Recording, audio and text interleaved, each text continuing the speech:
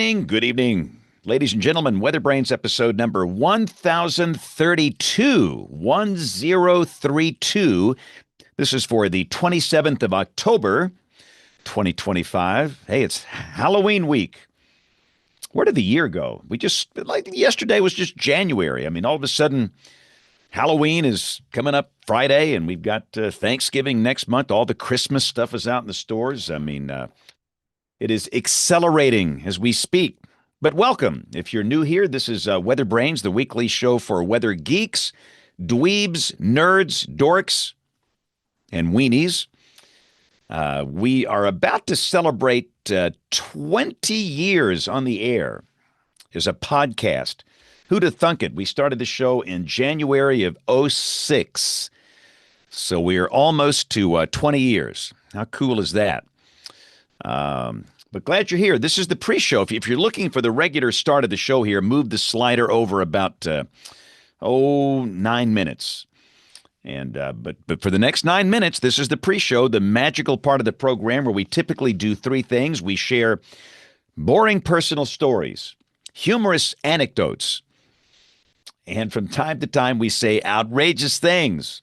If we ever need to go on a rant, this is the time to do that. So I think most everybody is here tonight. We got to get Neil Jacobs, our regular Neil Jacobs. He is now officially the administrator of the National Oceanic and Atmospheric Administration.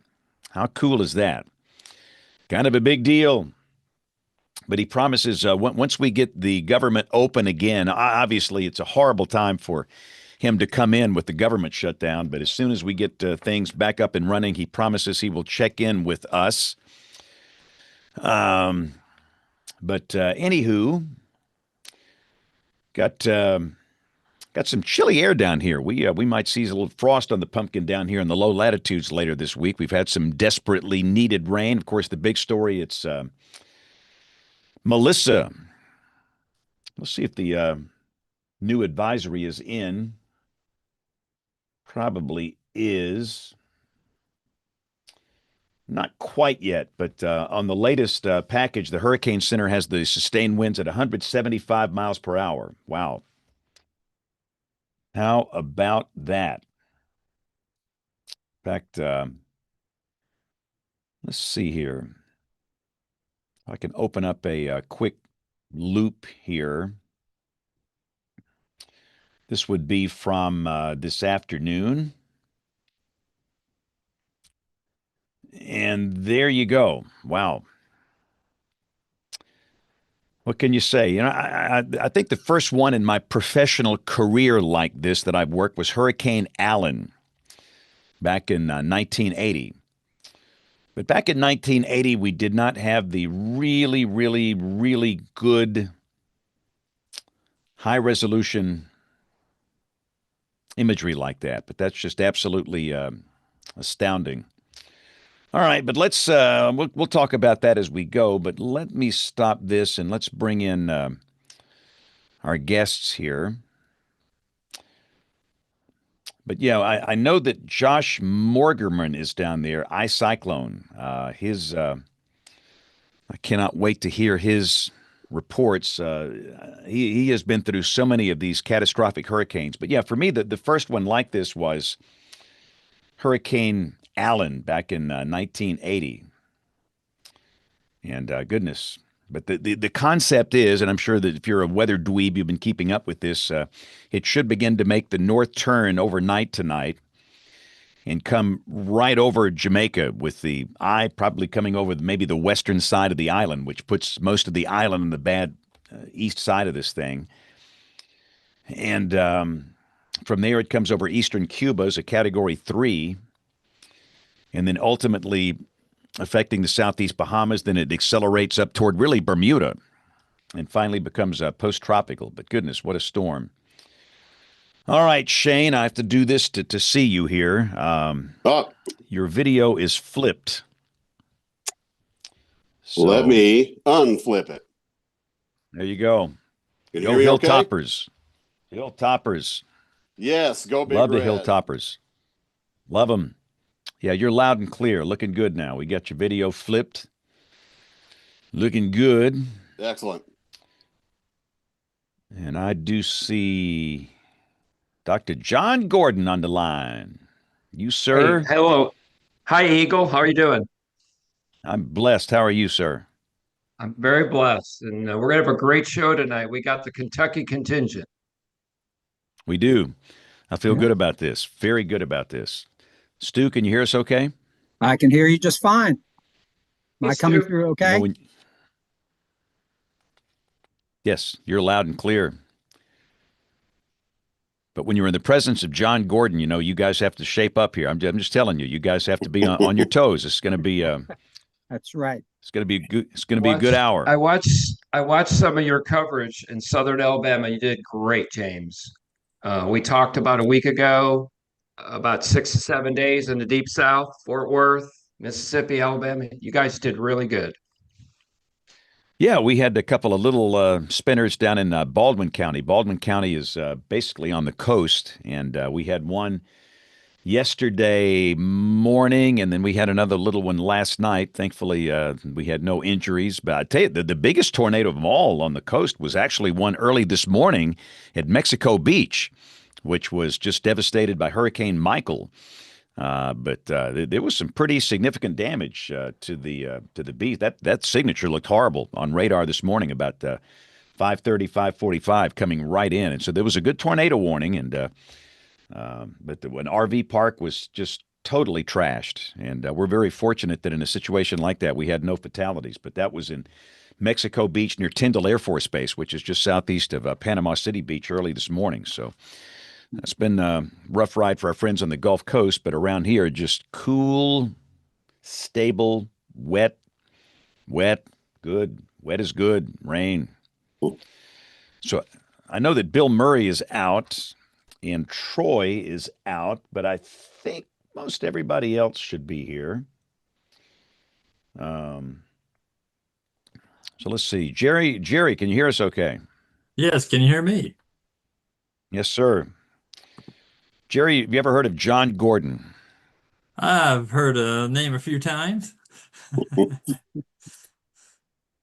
In one So, word, describe John Gordon. One word. Go. Excited. John is excited. He's an exciting man. He is. He's very energetic. He is passionate. He is a great speaker. That's two words. I can't use that's a two-word thing there. He's a great leader. Leader. That's single word. Not thank you, many leaders James. left in the world, and he's a man of integrity. And you throw all this stuff together, and it's hard to find anybody like that. So when he I'm left looking at federal one right service, it now. was no, no, no, no, no, no, no, no. When he left federal service, it's kind of a sad day, but he is, of course, in the world of the television, WHAS, Channel 11, Action News, Eyewitness News, live, local, late breaking. What's the tagline on WHAS? Oh, they just tease. They keep changing. I don't know which way the wind's blowing, honestly. I'll be honest with you. I've worked for this one station for, let's see, 29 years, and I honestly don't know what theirs is right now. It The used to wind, be, right? It keeps blowing.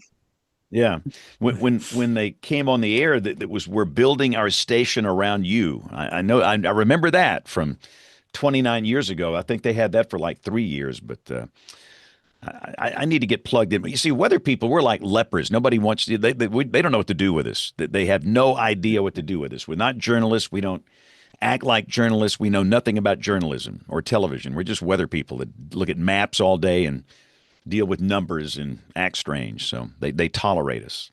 All right, so we will just for everybody on the show for reference sake, we are live on YouTube now.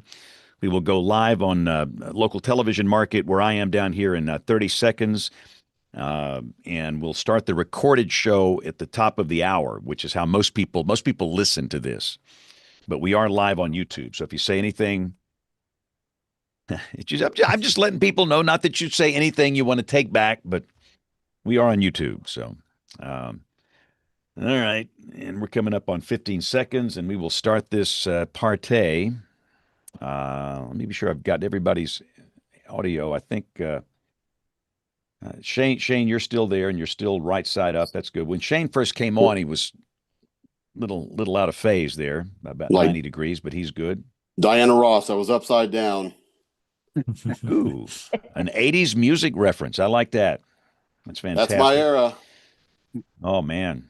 This is how old I am. Really, the 70s technically was mine. But welcome everybody watching on the television side. You know what this is? It's Monday night. We have no active weather. It's the WeatherBrains weather party that we do here. So let's get this thing started. Track number 1 is recording, and track number 2. And here we go in 5, 4, 3, 2, 1. You're listening to WeatherBrains. They're kind of a big deal. Hey, WeatherBrains, episode number 1032. 1032. This is for the 27th of October, 2025, Halloween week. Man, the year is just flying by. So welcome. It's the weekly show for weather geeks, dweebs, nerds, dorks, and weenies. Good to see you. And let's go to Rick Smith. Rick, I haven't seen you here in a week or two. How you doing? What's happening in Oklahoma? Doing great. It feels like Halloween in Oklahoma. High of 65 today. More rain and a few storms tonight. And I was just looking back through some old pictures. Well, not old, but I can't remember how many years ago it was. But 2 or 3 years ago, we were dealing with a historic ice storm here that happened oddly in October. James Adelot, I know you probably remember that, but that was all the leaves were on the trees, and I don't know. I got triggered from that, so I'm still recovering. But that was a bad storm. But not this year. Beautiful fall weather. After some rain tonight, tomorrow morning, it's going to be lovely the rest of the week. Looking forward to it.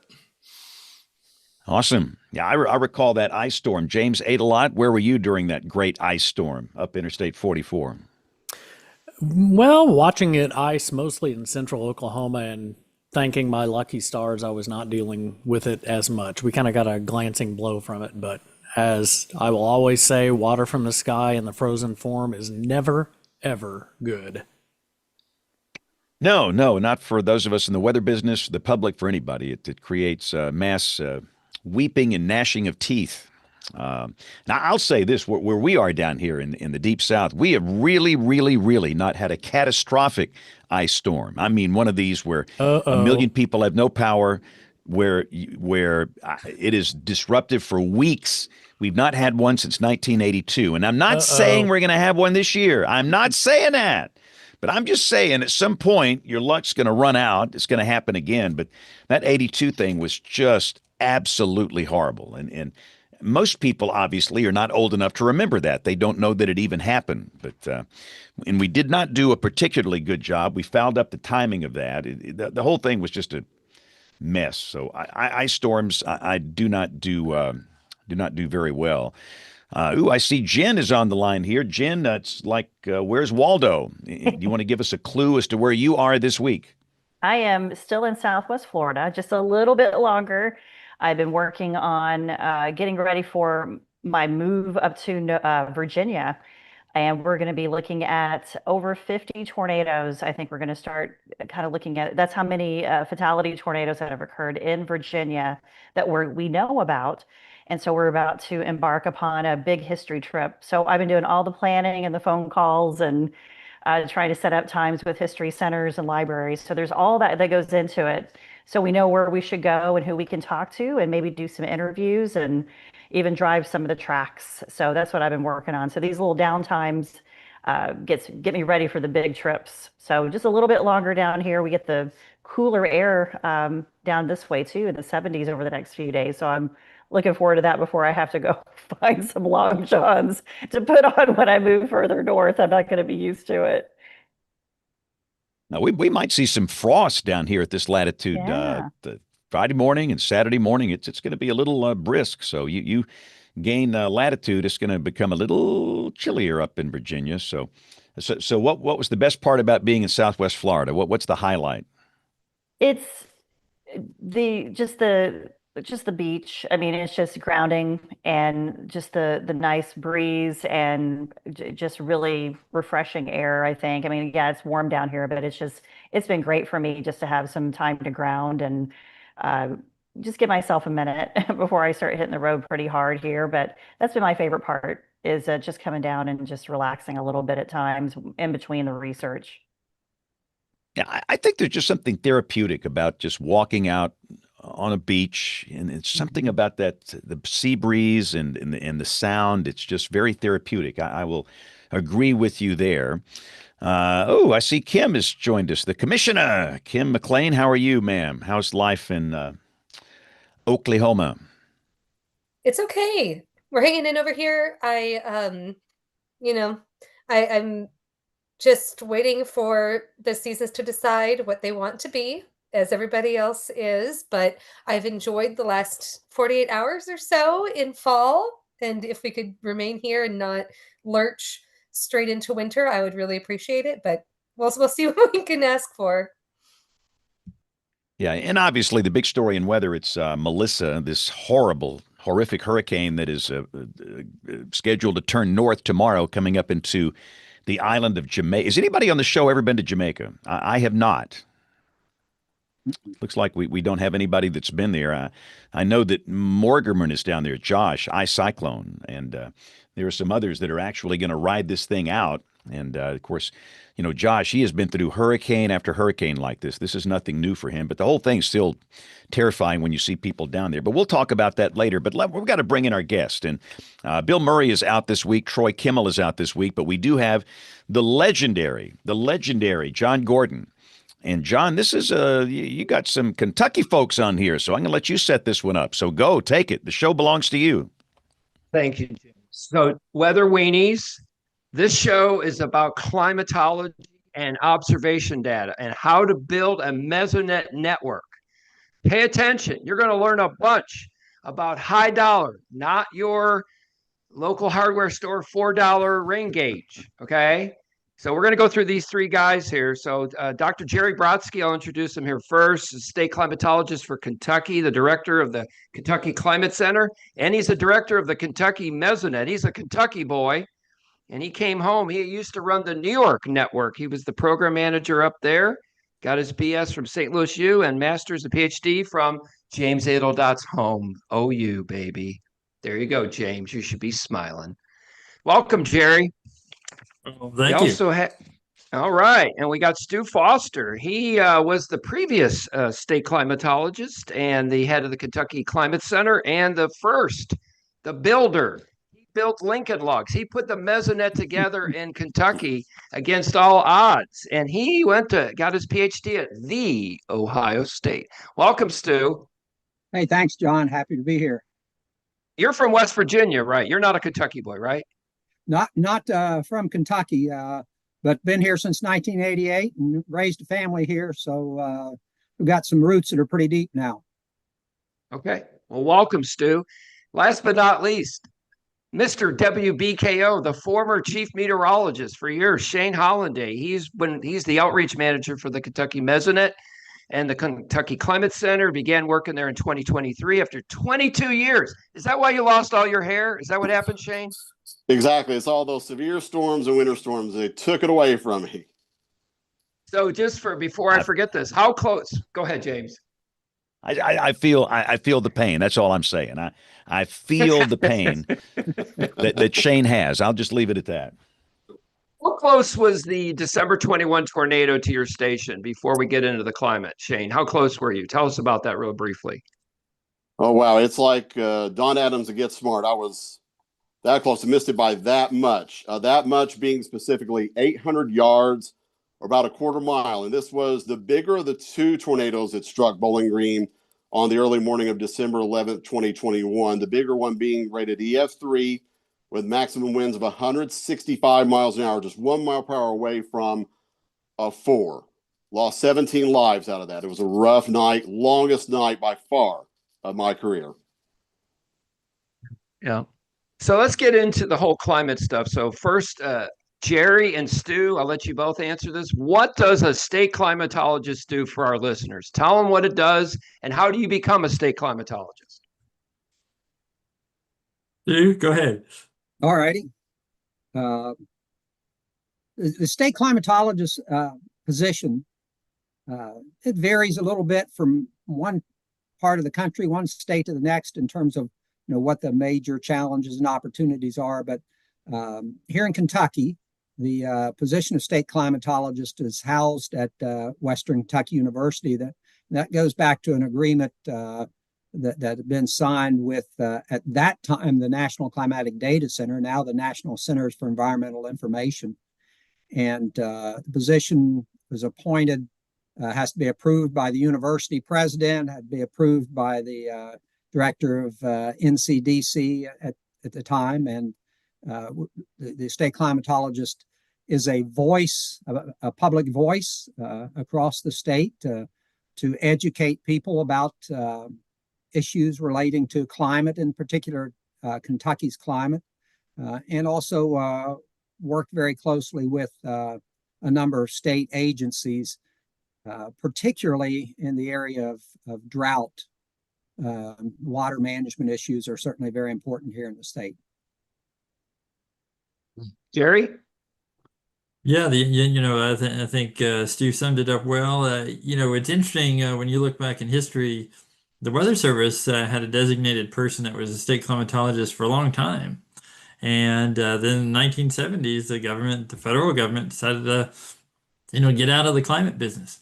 So that's when the state stepped in. And I think Kentucky started their state climatology program in 1970. Stu, is it 78? 78, I believe. Mm-hmm. I think, yeah.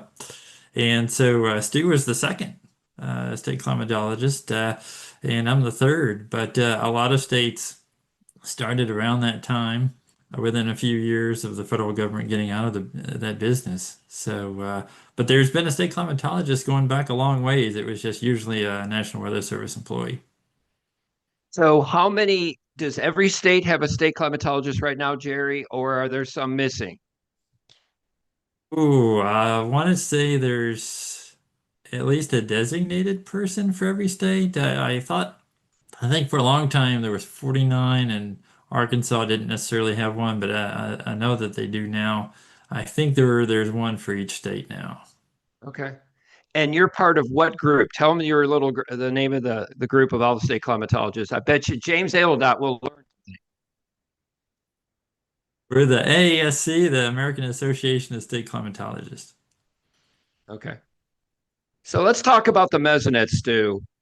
So you're a professor, you're the state climatologist, you're head of the Kentucky Center. When did you first get wind that this was coming?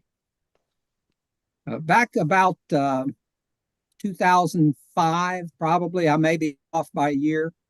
That was a time very different than the one we're in terms of the economy and politically. And the university was looking to identify some impactful projects that it could pursue in terms of federal funding. And that was a time when you could do earmarks. And so the seeds for the Kentucky Mesonet really originated at that time. And we worked very closely through our university leadership with Senator Mitch McConnell's staff. And they were very instrumental in helping us to be able to move forward with the Kentucky Mesonet. But we had a small pilot project that the university funded. I think it was something in the order of $25,000 so that we could just go out and do a proof of concept, put up a couple stations, get them operating, and be able to show this is what a mesonet could be if we funded it and build it out statewide. So for our weather enthusiasts, Stu, just tell everyone really what is a mesonet before we go too far. What is it? Yeah, that's a great question, and that was one that was a challenge for us, because as we were going out around the state trying to pitch this and build support for it, nobody knows the term. Nobody's come across that term. So A mesonet is a dense network of automated weather, in our case, weather and climate monitoring stations that provide data in real time or near real time. When I say dense, the initial definition that we worked with from the National Weather Service was to have stations spaced out about 20 miles apart. In the case of Kentucky, that in some parts of the country, that's sort of like one in a county. And the idea of that scale is that you'd be able to collect data, sort of the scale at which thunderstorms occur and kind of a lot of significant localized weather events occur. Okay. So you get the money, you get this big earmark, and they tap you to be the director. You probably were a bit overwhelmed. What did you do? Well, we were overwhelmed. And, I want to give a shout out, first of all, to my colleague at the time, Dr. Reza Al-Mahmoud, who is now the director of the High Plains Regional Climate Center at University of Nebraska. We were partners in this, and I can't imagine having taken this task on without him. He played a key role in it. And another thing I'll say is, and this may sound funny, but it's one of those things where if I knew what I was getting into at the time, I probably would have never done it. And that sounds odd, but just saying we didn't appreciate just how much work it was. Having said that, taking this on, it became the highlight of my career, and what I look back with great pride and at what we did, and continue to be very proud of what Jerry is doing as he carries it forward.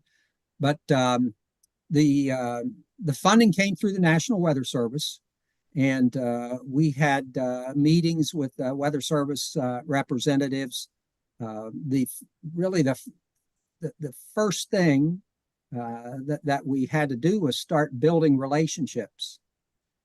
And that's probably the most important thing about building a mesonet, is building and managing relationships. And I can talk a little bit more about that as we go on. But in addition to that, we had to decide, how are we going to design these stations? What types of observations are they going to take? What sort of instrumentation do we use? How do we transmit the data back? At the time, cell phone technology wasn't what it is today, and so it wasn't obvious, how we're going to do that. We had to build software systems. How are we going to bring this data back? How are we going to store? We've got to build databases. We've got to build query systems. We've got to build quality assurance, quality control procedures, all of those kinds of things. And, we didn't do it completely from scratch. We reached out to the Oklahoma Mesonet. They have been the gold standard, for decades in this area, and a great bunch of folks to work with, because they've been very willing to share their knowledge and experience with other states. And, we've tried to carry that on too. And I think that's a characteristic of the mesonet community around the country, is they tend to work closely together. But we had to build those relationships. We worked with people with the U.S. Climate Reference Network, getting their perspective on instrumentation and procedures and so forth. So there was a lot of those types of procedures, decisions that had to be made. And then once we determined those kinds of things, and there's always some tweaking as you go along, because you learn things, you do things that, well, maybe we should have done it this way, and so forth. So you tweak it as you go along. But then the biggest challenge is that a mesonet, you've got to find locations to put these stations. You don't just fly in a helicopter and drop a station out, and there it is out on the landscape. You've got to build local partnerships to find places where you can put stations, where they'll allow you to put them, and at the same time, locations that are suitable for stations. Because one critical thing with a mesonet is that it has to be a network with integrity. People have to be able to trust the data that's coming in, and that starts with finding good locations where you can get reliable observations. But it extends well beyond just that part of it. So again, I'll pause here, but you could probably write a book about the efforts of going out and meeting in local communities to find these partnerships. So for the audience, Jerry, tell everyone what it's like to go buy a $5,000 or $10,000 piece of weather equipment with the university. How easy is that, Jerry? Well, that's a great question. Usually I describe it as trying to fit a square round hole or something round in a square peg, a square peg in a round hole. It's you're operational and you've basically got an operational business within the university. So, I know when I was in New York, we were purchasing about a third of all the equipment that the university bought. And that was just for the mesonet. And so, when it comes time for inventory, annual inventory, you're this anomaly within the university system. So, over time you develop, people connections within the university, and over time you can smooth that out. But, whenever you're starting out like Stu did, and I'm sure Stu has lots of stories, it's definitely an ordeal to get that off the ground. So give the audience, let's just pick an instrument, a rain gauge. James Edeldodd, how much do you think the rain gauge costs at a Oklahoma or Kentucky? This is like the Price is Right, James. How much is it, James A? I would say, without going over, since you put the Price is Right rule on me, $2,999.99. How much is it, Jerry? Triple that. Oh, that's a lot of money. So now, to be fair, the Kentucky Mesonet uses weighing gauges, which are more expensive than the tipping buckets. But before COVID, it was around $5,000, and now it's pushing around $7,500. Isn't that mind blowing? And how many vendors can offer this to you? The ones you want? Don't you have a very limited number? We have 2, maybe 3 vendors now. All right. Rick Smith, how much do you think the soil moisture temperature probes are there, Rick Smith? The 2-inch or the 4-inch? Ooh. Give it to me. They're the same, Rick. Ooh. Gosh, the sensor itself, $1,500.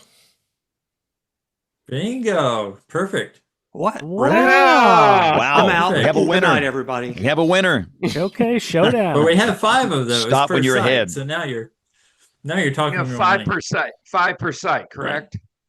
Right. Wow. Yeah. Cam, how much you think the anemometers are, Cam? Ooh. Oh, the anemometers. I'm going to guess this one's a little less expensive. I think it has a little bit less sophistication to the equipment. So I'll say $1,000.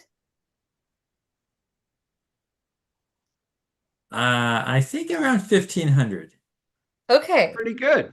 You didn't go Not over in the bad. showdown. Not bad. Yeah. And if it's just the anemometer, you're probably right. It's probably closer to 1,000. The cup. Okay. So, Jen, what do you think of hygrometers? Jen, you're on the Price is Right. This is your big moment. You're with Drew. Wow. I'm going to go $1, Drew. That way I don't go $1. over it all. But with Troy not here, I have to step in and say, whatever the cost is of the humidity measuring equipment, it's a whole lot more than what they put on AWAS sites. So true. I have no idea. I'm surprised at these prices as it is. Gary, how much is it? Well, somewhere between 1,000 and 1,500.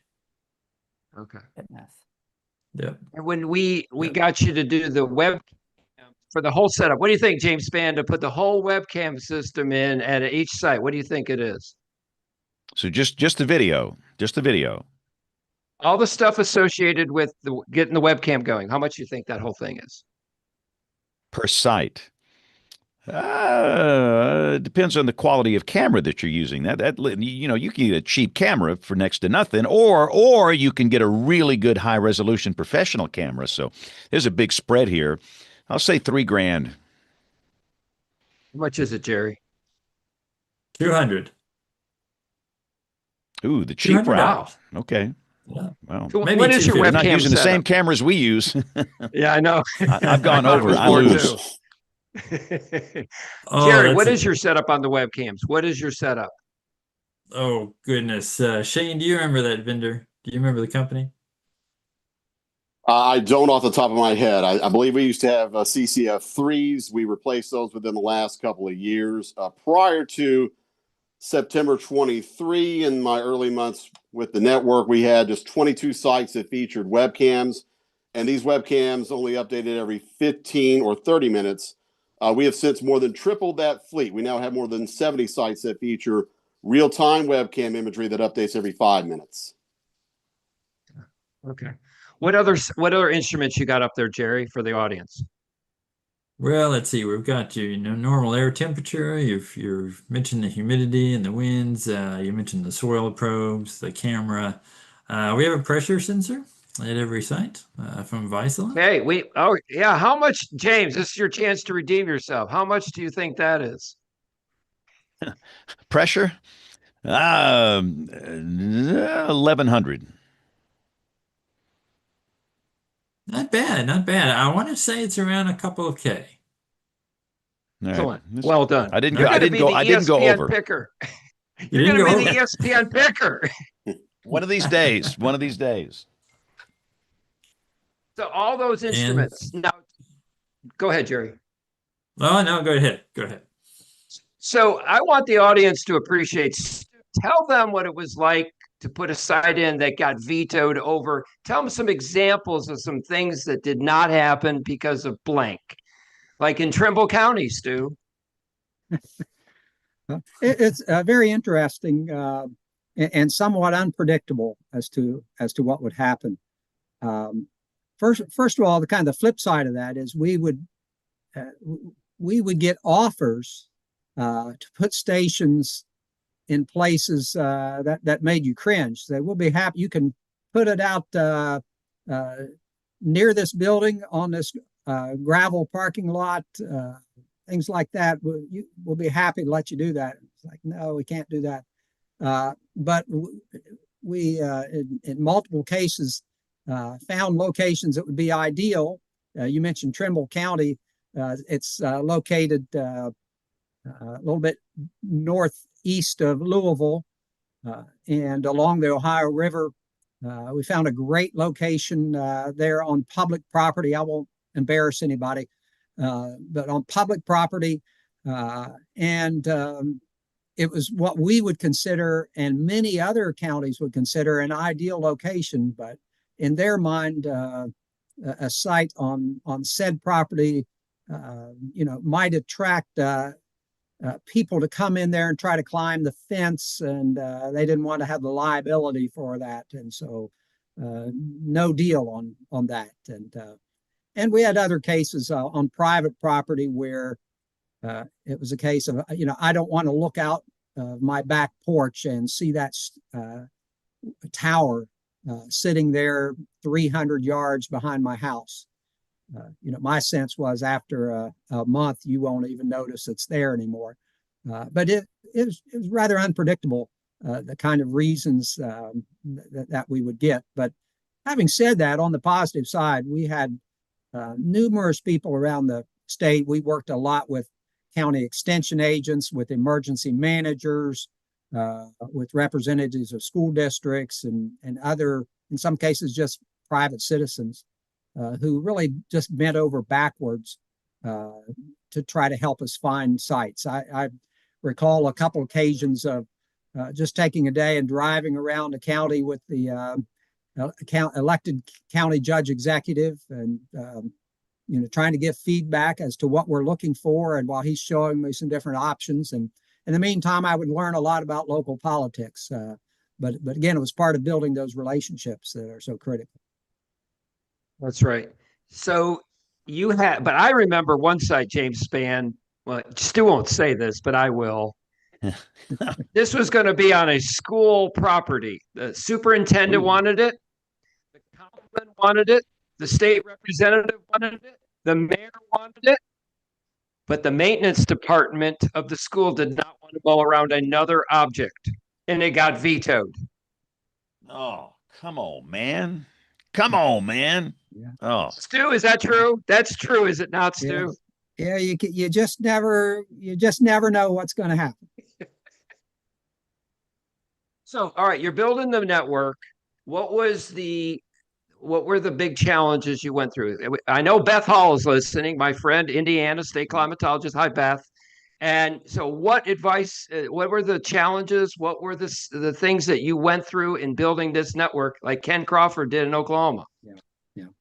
Yeah. Well, the first thing, again, was just making contact with local officials. So, we get this money, but the people around the state don't know that we got it. They don't know what a mesonet is. We had to find a way to schedule meetings, get people engaged. So we worked through Kentucky's area development districts, and I think every state has something like that. They're like regional planning agencies. They coordinate services, county level services on a regional scale. And so there are 15 of these in Kentucky, 15 area development districts and 120 counties. So about 8 counties per area development district. So we'd schedule meetings there. We'd ask the staff at the area development districts to help invite people because they don't know who we are. They're not going to come and listen to Stu Foster. Who the heck is that? But if the staff there say, hey, we're scheduling a meeting. This is an important new program. We'd like for you to come. And so we'd get the people that we needed in the audience. And we'd educate them about what a mesonet was. And again, at the beginning, it was very difficult because we didn't have anything to show them. So we'd find a picture of a weather station off a computer and say, it's going to be something like this. But the exciting thing was we quickly realized that once we got started, like any diffusion process works, once we got a few of these stations out there, then and people found out about it, then we'd have other counties contacting us and say, hey, we saw that such and such county got one of these, and we were just talking to their county judge. What do we need to do to get one in our county? And so we quickly realized that the mesonet will market itself once we get it started. And later down the road, another chapter of this is the funding aspect. So, once our earmark funding runs out and, we're struggling because we don't have a secure line item of funding to operate the network, we're still going out and working with local officials. And I remember, getting that question, what do we need to do to get a station? And, I got to the point where I said, well, we used to be able to give them out for free, like I was playing Santa Claus at Christmas. But now we're running out of money, so we'd be happy to put one in, but you'll have to pay for it. So I'd say that and then duck my head waiting for them to start throwing something at me. And instead, the question was, well, how much does it cost? And then it was, well, I think we might be able to do that. And so it opened my eyes that there were opportunities out there. And there was demand for these across the state. So we really leveraged those local partnerships, and that helped us get through a pretty lean time where we were just trying to keep the lights on in terms of funding the network until we could get into the state budget and get that support that we needed. So initially, the university picked it up after the earmark money was done. Am I correct? That's correct. That's correct. How long And did that last for? How long did that go at WKU? The um, Hilltoppers. yeah, yeah. That was I think about 3 or 4 years. 3 or 4 years they were providing some funding. We also had some local partnerships that were helping to fund the network. So we really, had to pull funds from different sources wherever we could get it. But the fact that local governments or nonprofits is different in different counties. The fact that they would be willing to give us 3,000, 5,000, 1,000, whatever dollars a year, and it wasn't every county that did, but it was enough to provide a proof of concept again, and demonstrate that people are willing to put their money where their mouth is and support this. So it's important to them. And that sent a message to the university, I think, that, you can't pull the plug on this because people out there are willing to help pay for it. That says how important it is for them to keep these stations operating. And again, it helped us a lot when we went to the state to be able to get the support of our state legislature. When they saw that local county governments and such were helping to fund these. So Stu and I went to the county judge executive meeting, which is kind of a big deal. That's who runs each county. By the way, Kentucky has the third most number of counties, which no one believes. They're about the size of how small are they, Jerry? They're very small, puny. Yeah. It's good measurement size. Yeah. So we went there, and Stu was approached by everybody wanted a site, but no one wanted to pay for it. And those magistrates in a certain county basically were swarming in on Stu. Remember that, Stu? Yeah. That's an interesting story.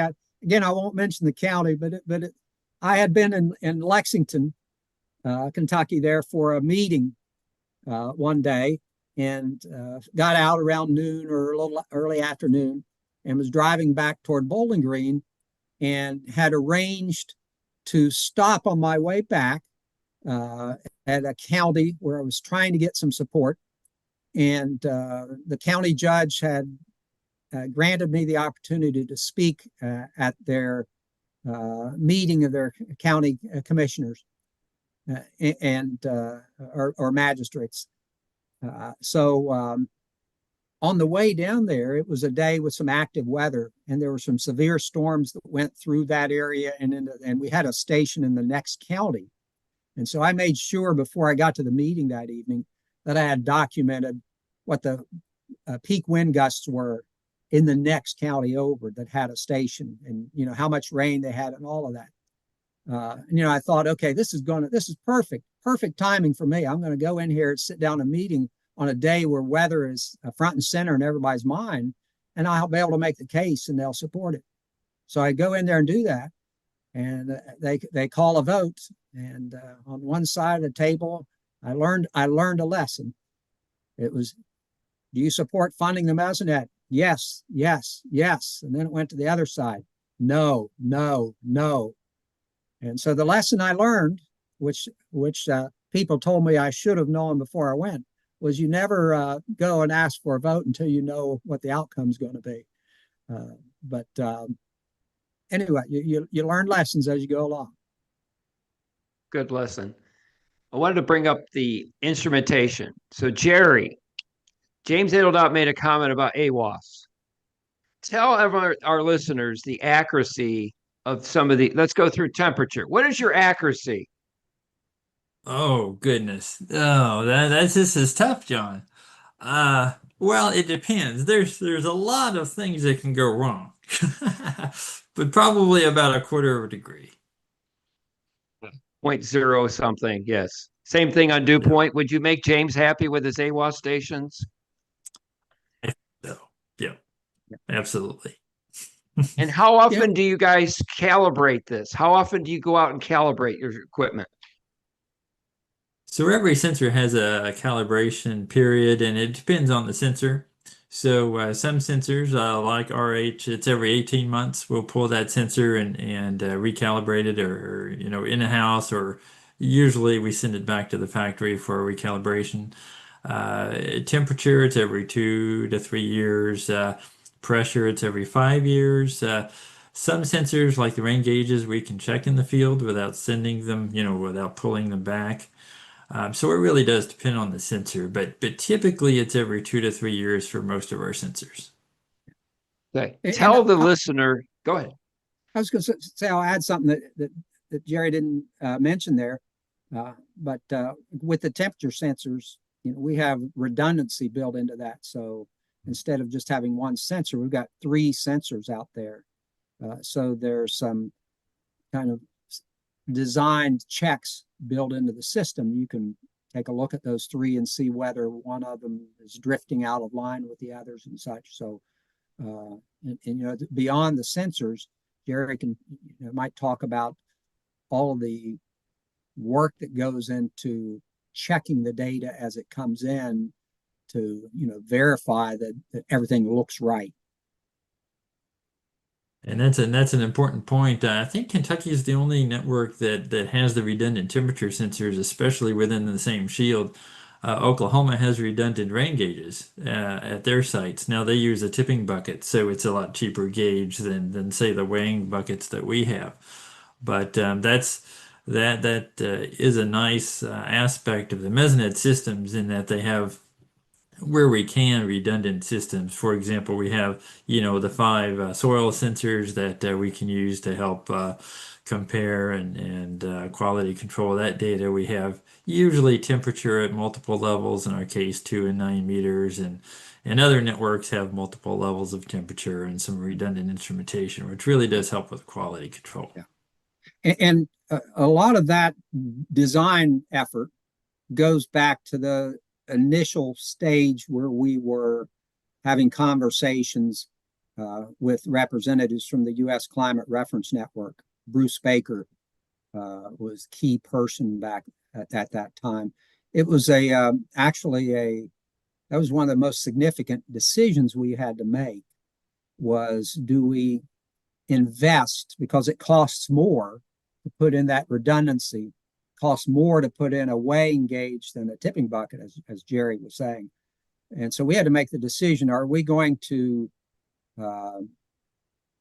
spend less per station, put in more stations, but maybe lesser quality, or are we going to maybe put in fewer stations, but make sure we have the highest quality? And we decided at that time that we wanted to distinguish ourselves based on quality and reliability, because we recognize that these data are going to be used by the National Weather Service forecasters, by emergency managers, to make very critical real-time decisions where there could be a lot of dollars and a lot of lives at stake. And so we felt like it really demanded us to do that. And so, again, I go back to that word integrity. That was one of the key notions that we had when we built the network. We did not want to compete with the kind of Walmart version of weather stations, with let's put in 1,000 cheap weather stations, with the idea that we don't have to worry about maintaining them because we'll have so many out there that we'll get enough data that we don't have to worry about it. We were not interested in going down that road. We wanted to separate ourselves in terms of quality, integrity, and we designed our systems to be scalable, to be agile. As Jerry talked about, when we started out, we didn't have cameras. We didn't have temperature at multiple levels to be able to monitor temperature inversions for agriculture and such. We didn't have those kinds of things. But we designed the system with the idea that it would be scalable, and we could add those things. So we were agile. We could adjust, change as the market and opportunities changed, but we never bent on that notion of integrity and quality. Well, hey guys, it's so nice to have you all here. Thank you for joining us. And as somebody who I supported the Oklahoma Mesonet as a graduate student, I am thrilled to hear about the Kentucky Mesonet. And I got to be there in the Ken Crawford years, which was just a real blessing. Yeah. And I came into that as a bit of a decision scientist. So I'm interested in what examples you have of those kinds of decisions that people would make based on your data. I'll just add a quick note that in my science, it's sort of known that people will make worse decisions if you pretend to know something that you actually don't. And I fear this for low quality data, that if it is out there and people think you have the precision, you give a reading down to so much, many decimal places. Oh, well, you must know exactly what this thing is. And they hedge a very significant bet on it, then they can really suffer because they trusted you to be able to do that when you can't. Yeah. And this is where the sophistication of the network that you have invested so much time in can be so beneficial to those decision makers. That trust in something so profoundly accurate is important. So was just curious if you could elaborate. You have so much interesting topography in Kentucky, and that's part of this, right? Is you have agriculture that is trying to make decisions when they have some people who are planting at a couple 100 feet lower than other folks within a county, and and there's just a variety of different kinds of soil conditions, everything else that goes on. Curious what you've heard in Kentucky, the kinds of decisions that decision makers are saying they rely on your data for. Yeah. Wow. Go ahead, Stu. Yeah, first of all, I'll respond, but my initial reaction was that John Gordon is the person to answer that question, because we pitch our network first and foremost as a public safety network, not as an agricultural network, and that's critical in my mind, because if you and we'll get back to your question, but if you build a network as a agricultural weather network, and there's many out there, and I'm not slamming them at all. They're built that way because that's where funding was, that the mission was to serve agriculture and so forth. But again, ours was different. Our funding came through the National Weather Service, and we're Western Kentucky University, the land grant university with a agricultural extension program is University of Kentucky out of Lexington. So, that's not in our ballpark. So there's the National Weather Service and public safety, and why that's important. And the thing that I think is really critical about a Mesonet is that if we are first and foremost an agricultural weather network, and we're going to seeking support at the state level or wherever, then while we all support our farmers, it nonetheless creates an us against them situation. This is a program for agriculture, so we're spending money on agriculture. What about these other programs? What about these other people? If you're a public safety network, everybody is interested in public safety. It affects everybody. And so we make the point that the Mesonet benefits everybody in Kentucky, whether they know it exists or not. And also, again, as we know, we live in very challenging times. And in many areas of the country, we see this urban areas and rural areas kind of you feel like they're being pitted against one another. Mesonet doesn't do that. We're all across the state. We provide critical infrastructure in rural areas, which in many cases struggle to find that investment. And at the same time, those investments in rural Kentucky provide a huge benefit to the urban areas of Kentucky because it provides information and data about weather that's coming and going to be impacting those areas. So I think in terms of some of the benefits, most of it is anecdotal, right? And so I think probably the biggest anecdotal evidence is that one of our biggest supporters is the Kentucky Farm Bureau, that is an advocate of farmers and agriculture in Kentucky. And they've been very supportive. Also, even in the private sector, a few years ago, we had some funding provided to put in to help us get started with putting in the inversion monitoring, where we had temperature at different levels on the tower. And so, again, that was responding to what the agricultural community was asking for us. So I think those are examples of how people are using the data right there. One interesting kind of anecdotal story, and this didn't pan out for us, but I had a call from a fellow over in Pulaski County, Somerset, Kentucky, and he said, I've got a farm. I'd be happy for you to put a station out here. And okay, we'll try to get over and take a look sometime. And while I hadn't gotten back with him soon enough, I guess he got back with me at a later time. Anyway, he was a beekeeper, and he was offering us to put a station co-located with his beehives because the weather data would help him to understand his bee production. So again, another example. Now, we turned him down because I don't think our technicians that go out and do the site maintenance were interested in doing site visits with the bees around the station. But that was an anecdotal thing. But otherwise, I think John could speak a little bit. Don't want to put him on the spot, but he spoke at a lot of these county judge meetings and other places, examples of how the National Weather Service used the Mesonet data.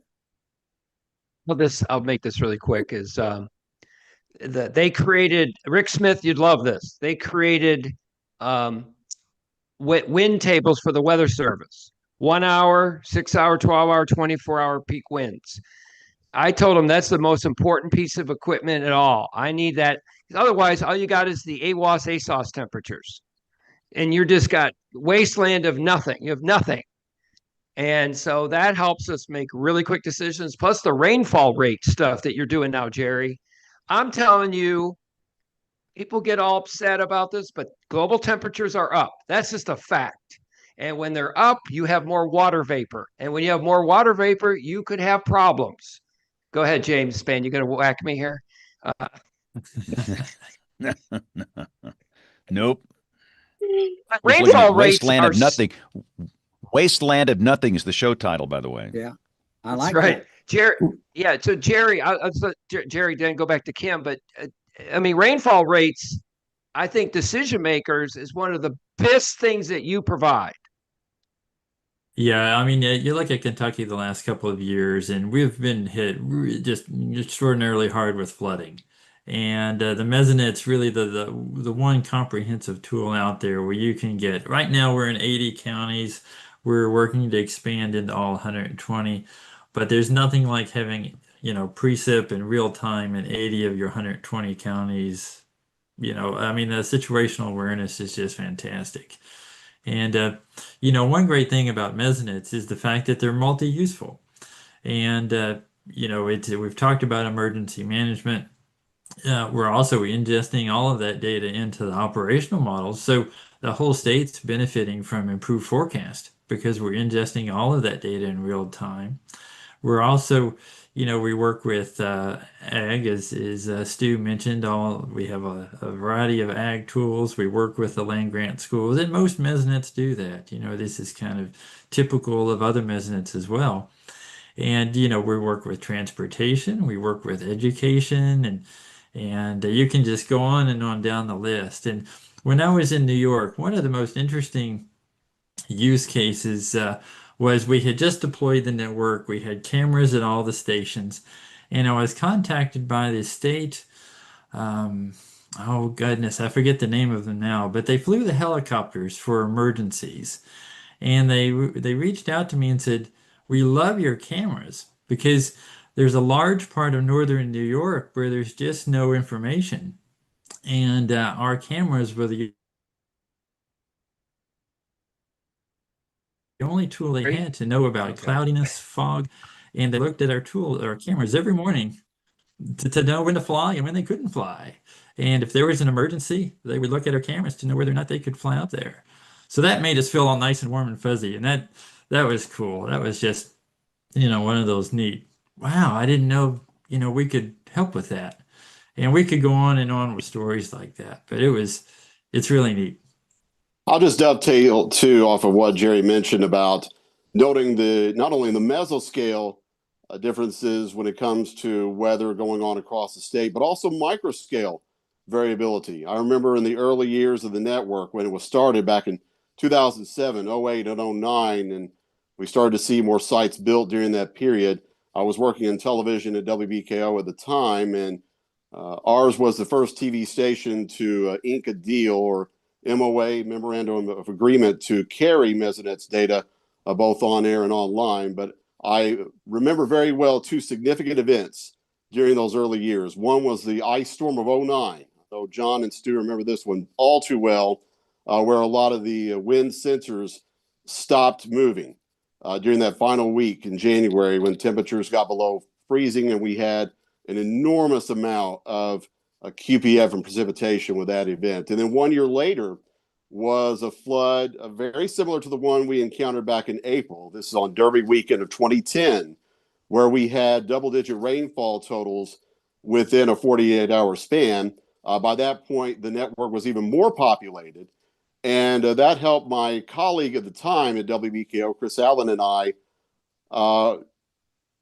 tell forecast amounts, and as well as the actual rainfall amounts that verified in some cases pretty well, according to what was forecast. So I saw the power of Mesonet even in those early years. And in terms of microscale events, we had some cold pooling that we were noticing at certain sites, one of those being Cumberland County. On a clear, calm night where you have decoupling or the winds dying off very early, that site tends to run anywhere from 8 to 10 degrees colder than some that surround it. And that's still the case to this day. And following up go ahead. No, please, Jerry, go ahead. Yeah, no, just following up on the flood comment, something that a lot of people don't know too is most Mesonets now have soil data. And a lot of us Mesonet folks are also on the climate side, so we're part of the team that decides the current drought map each week. And that soil data is just invaluable because you're getting soil information from, again, a majority of counties at a local level, and you can go back and look at the trends over the last, week and 6 months and year.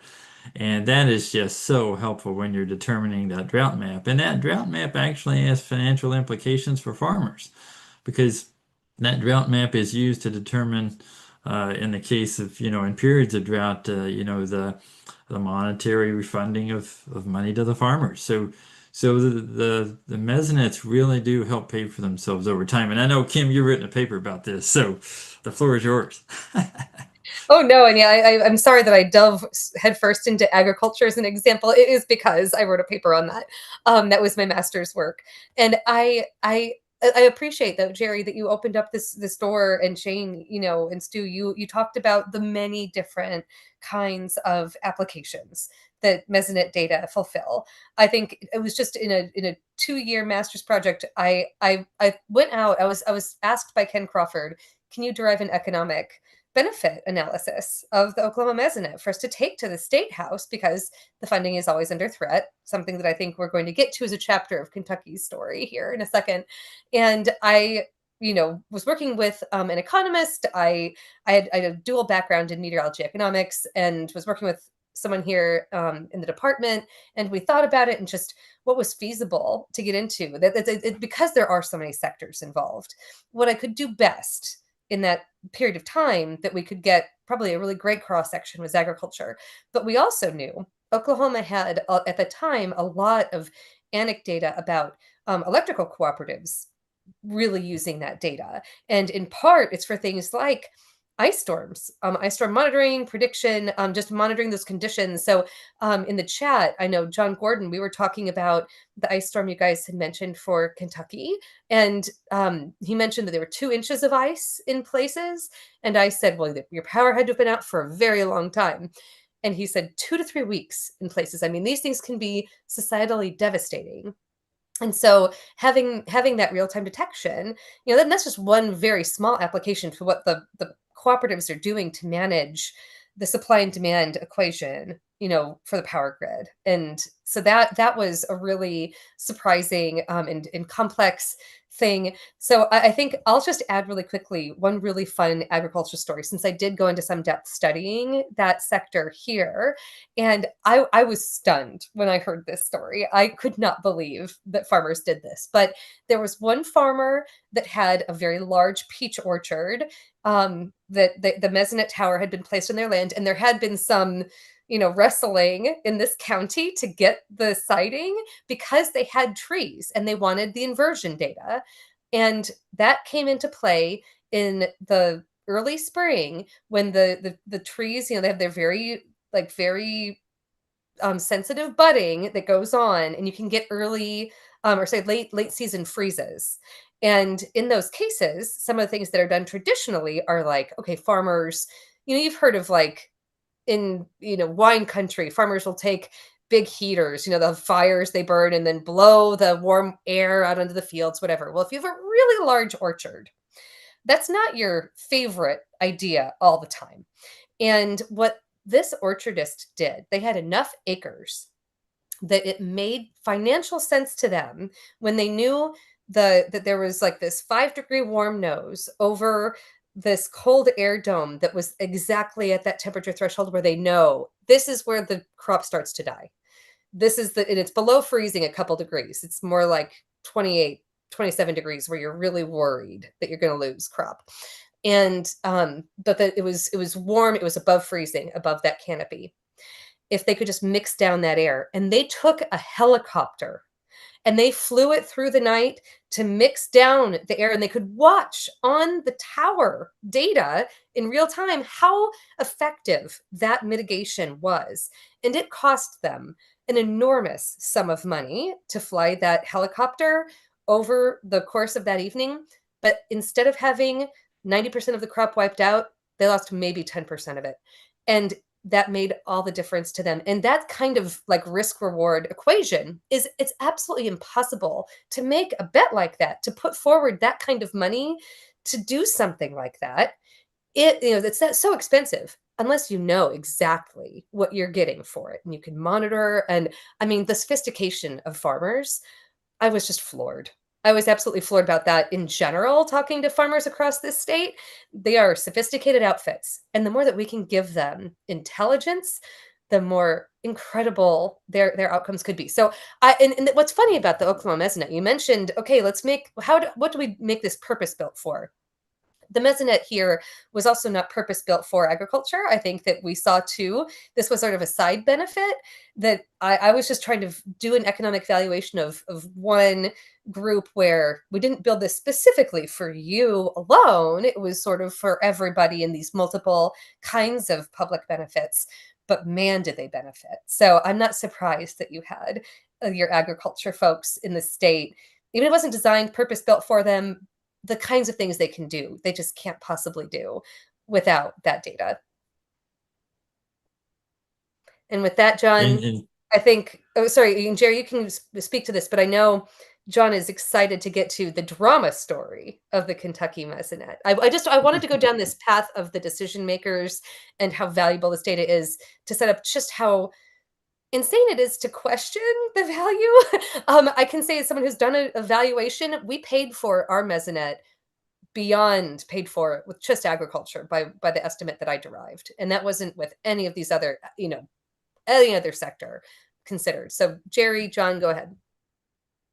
Oh, I was gonna give your punchline. You came up with what, $8 saved versus $1 spent? Is that right? Or $7? I forget the 8. Yeah. Yep. Just for agriculture. That's really cool. That's a really great story. So I just want this story to be out there. Stu, so the university can't pay for it anymore. So the state took it over and was paying for it. And then we had a different governor, didn't we, Stu? Tell us about the challenges when the new administration took over. Yeah, yeah. We worked very diligently to be able to win support for the mesonet at the state level. So you got to tell that story to set the table. So as you mentioned, when the university got to the point where it said we just can't keep taking this on year after year, it's time to go to state legislature and seek funding.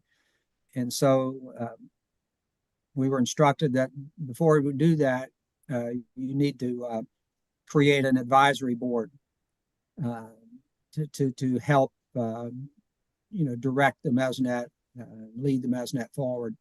And so we took on that task, and instead of developing it as a technical advisory board, we went out and sought people that could be champions for the mesonet, and champions that could advise us on strategically, again, not what instruments to put out there, but how to build support and get support at the state level. And so we had just an all-star board that included the executive director of the County Judge Executive Association, the Kentucky Rural Water Association. I'm not going to remember all of these. The county, the Council of Area Development Districts, the Kentucky Farm Bureau, yourself there representing National Weather Service. We had an extraordinary board that was very strongly committed to the mesonet. And so in a cost-cutting effort, Governor Bevin at the time decided he was going to cut funding for some large number of programs, state-funded programs at the state's universities, and the mesonet was one of those.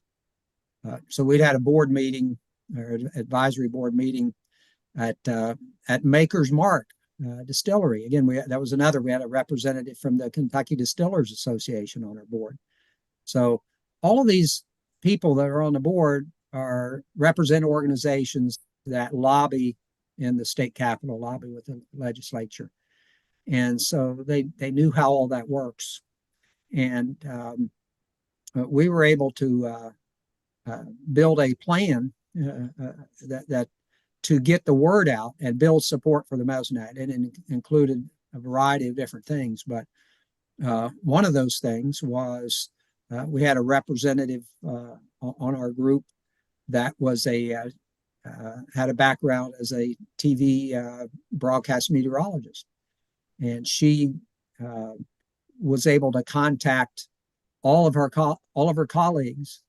And earlier, Shane mentioned how a local station there in Bowling Green that he was with was the early adopter of the mesonet. But we had stations all across the state that are using our data.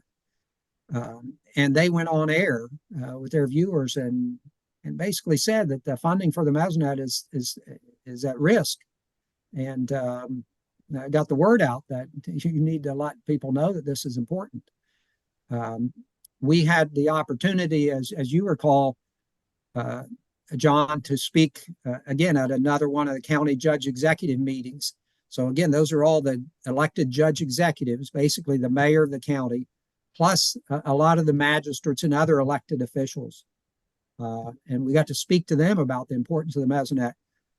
But while what we said may have been important, what was more important was that the executive director of that group, who all of those members respected, he was their leader. After we got done talking, he got up to his membership and basically said, if you think the mesonet's important, you need to get out and let your state elected officials know that it's important to you. And they did that. And you and I, as you recall, thanks to the efforts of Kentucky Farm Bureau, and their lobbyists were able to arrange a meeting in the state capitol with the key person for writing the state budget about the importance of the mesonet. So we're able to sit down and talk with him over his lunch and get some of his time, undivided attention. And so that proved to be very effective. We had a TV station out of Cincinnati that ran a story about a flood event in Maysville, Kentucky, along the Ohio River, where they had people on air quoting about how critical the mesonet was for minimizing the damage and saving lives in Maysville. So in the face of all of that, when the university officials went to Frankfurt to try to make a plea to get funding put back for the mesonet, they said, "Don't worry about it; it's already taken care of." So it was all very effective. The public support that we had built paid off in that time of need.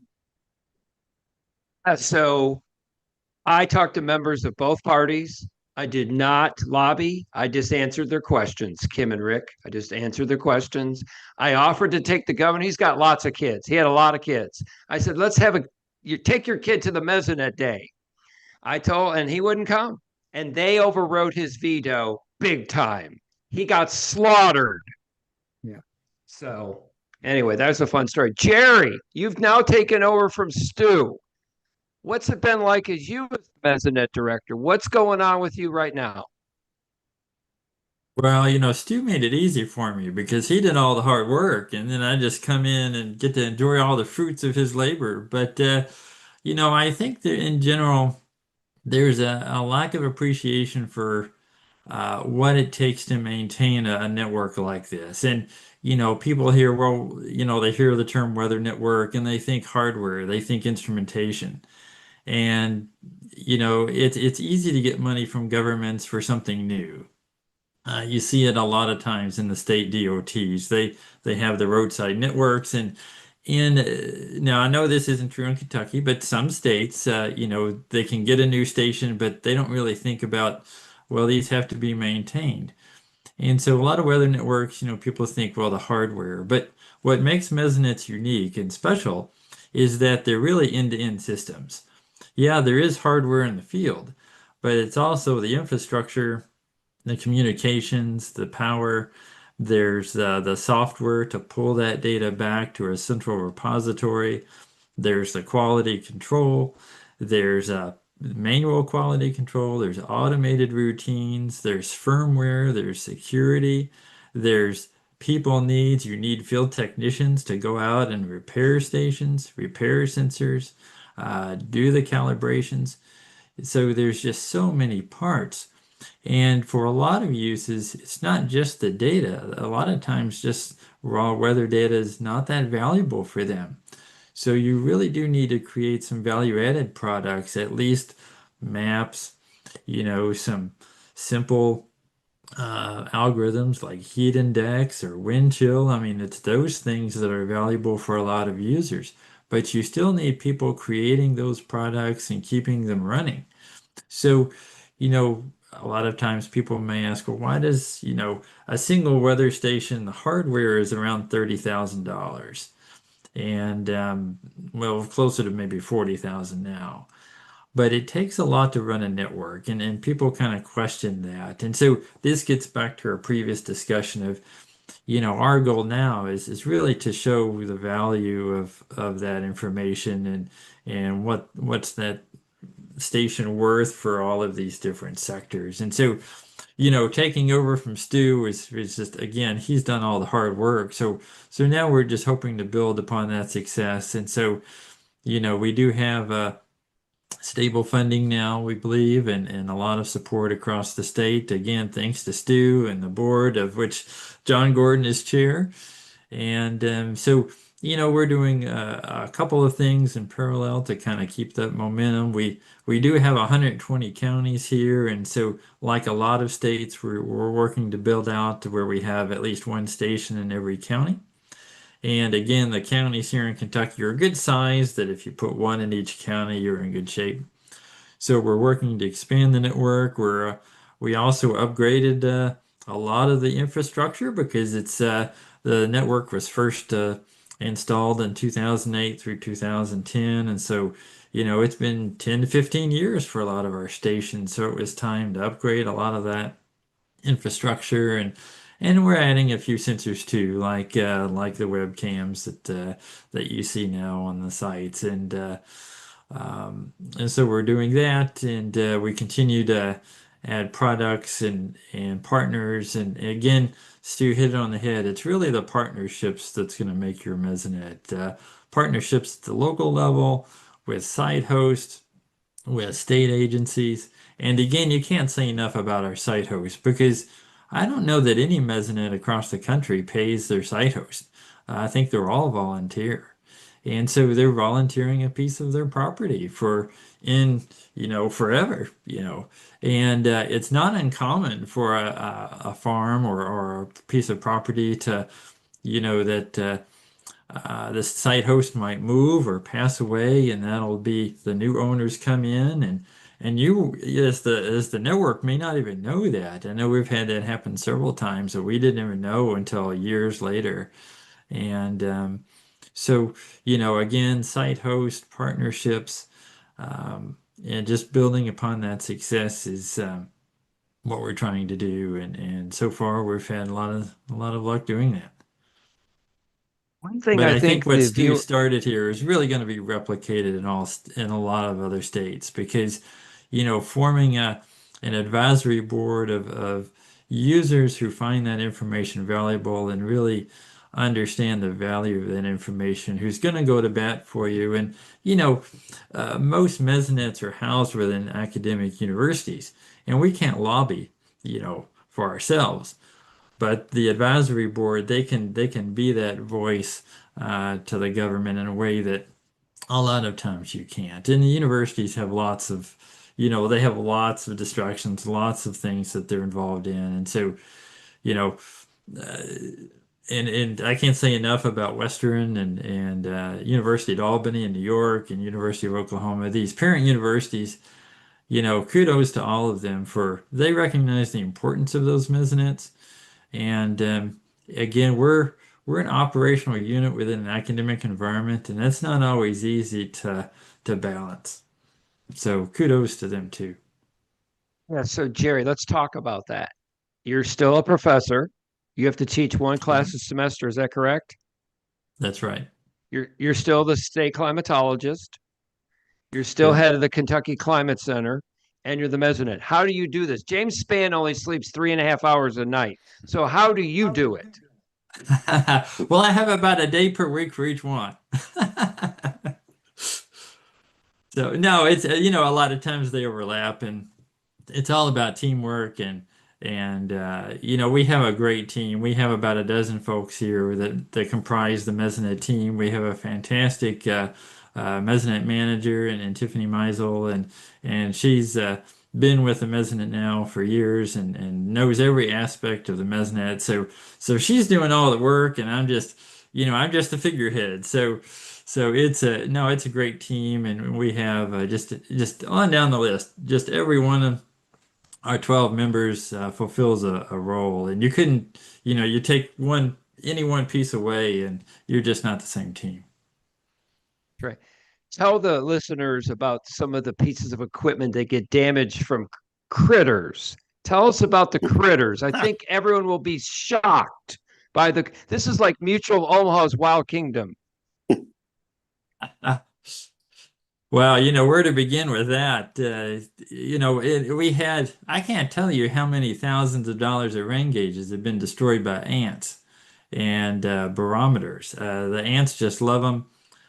Mice love every aspect of every component of a Mesonet station, whether we have these boxes, enclosures that hold the data logger and the barometer, and the mice just love it. Birds love our rain gauges. I mean, you can just go down the list. But I know in New York we had snails that destroyed our $7,000 rain gauge, and oh, it was just a bear trying to figure out what that was. Speaking of bears, we had a bear destroy one of our repeater stations before I arrived. I think Stu might have been here for that one. But lots of critters. I think ants, mice are probably the two largest nuisances, but birds, wasp, bees.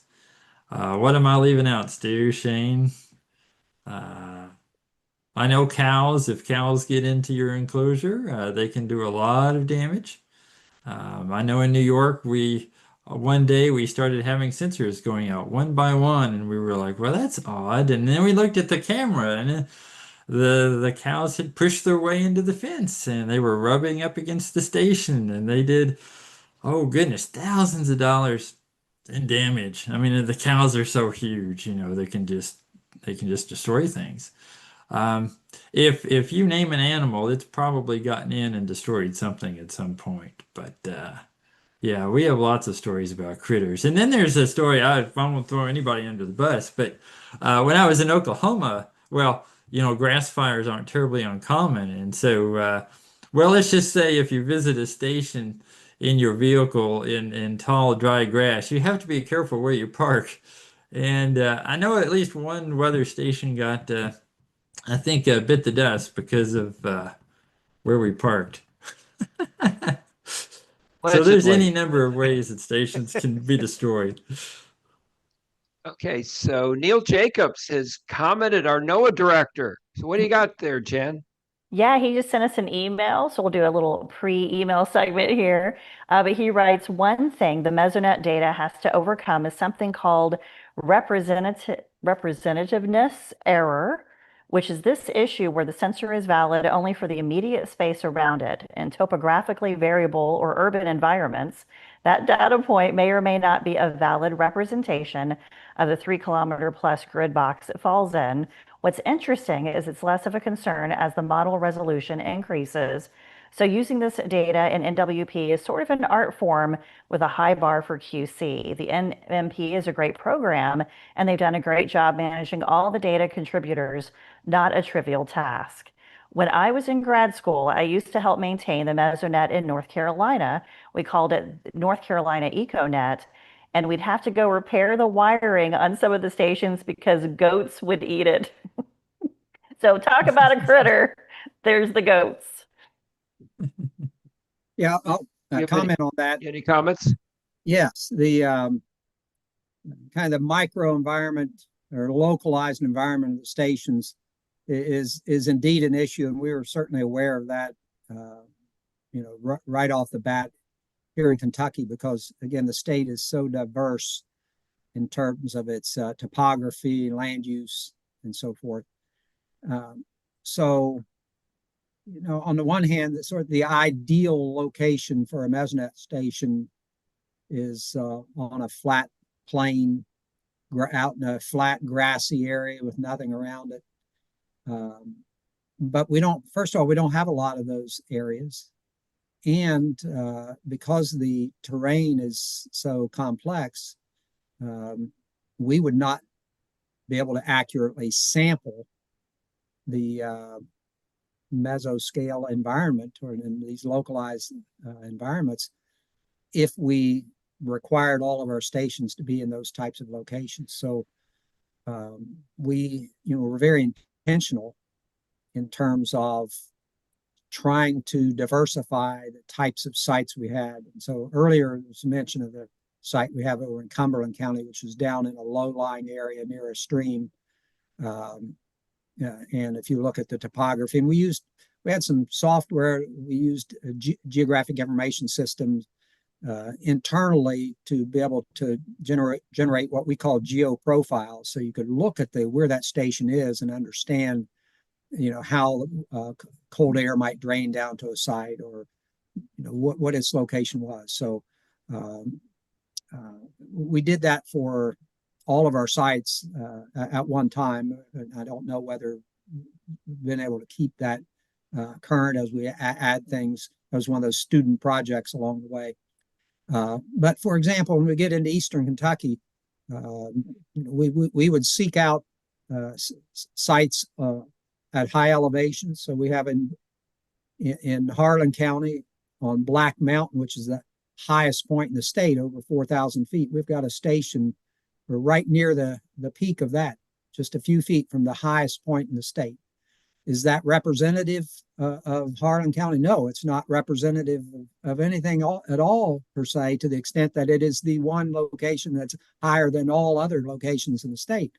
But it's a critical data point for National Weather Service and others.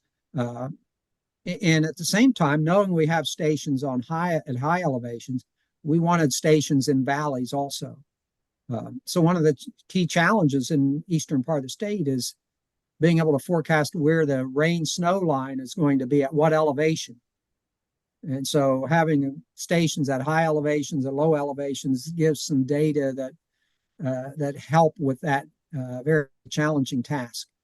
So the key thing is to be able to communicate effectively information so that people that are interpreting those data, ideally this is all interpreted, through models and quantified, but, we don't have that resolution per se.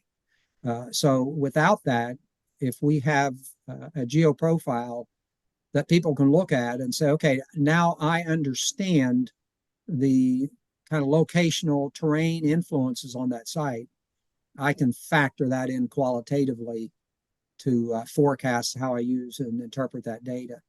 So that's probably kind of where we are. And, hopefully the goal is that at some point you can move beyond that where all this can be quantified. Just to kind of pick. Sorry, go ahead. Oh, just to pick up on that point, I think Stu hit it out of the park. It's metadata.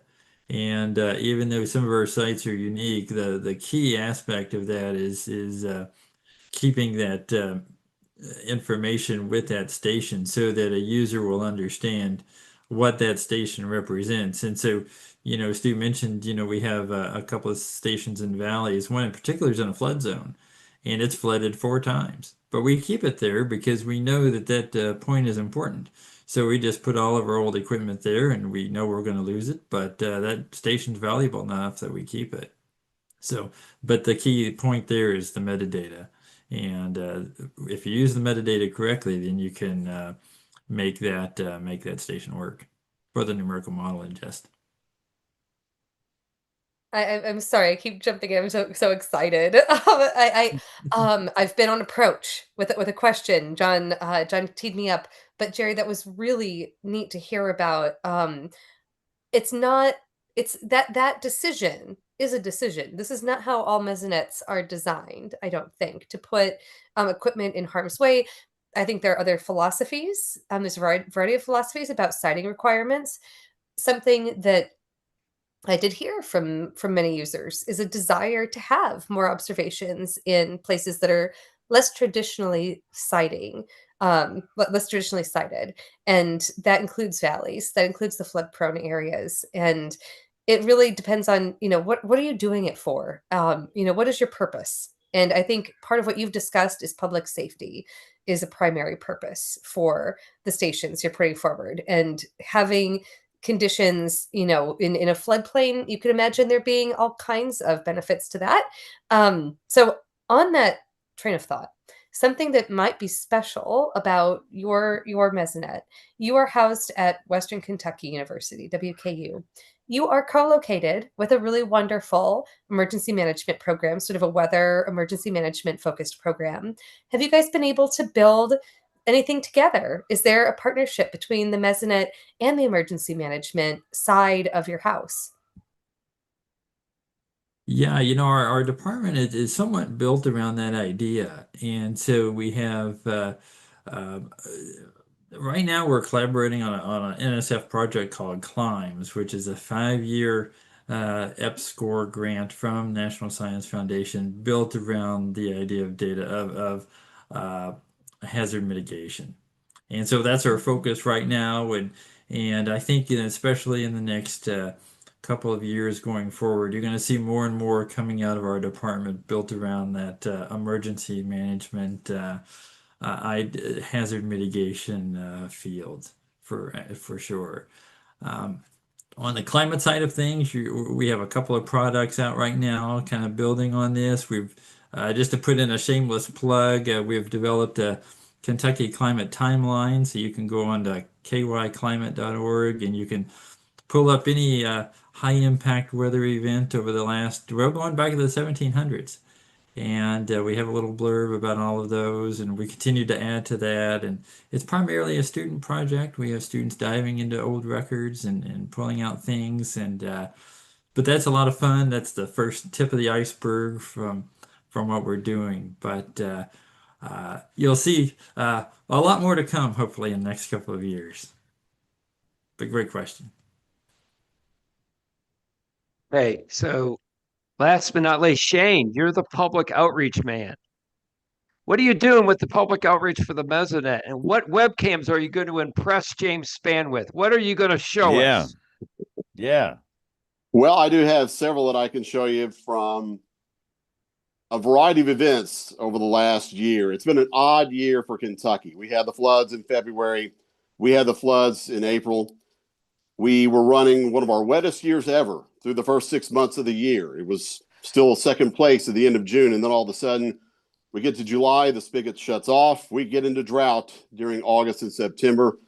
Fourth year in a row of drought during late summer to early fall. We wouldn't know it any other way, seems, here in Kentucky. Now, thankfully, the rains have come back. But I mentioned earlier in our discussions that the webcams have been a big game changer for us within this network. And now we have more of them positioned at different locations across the state at many of our sites.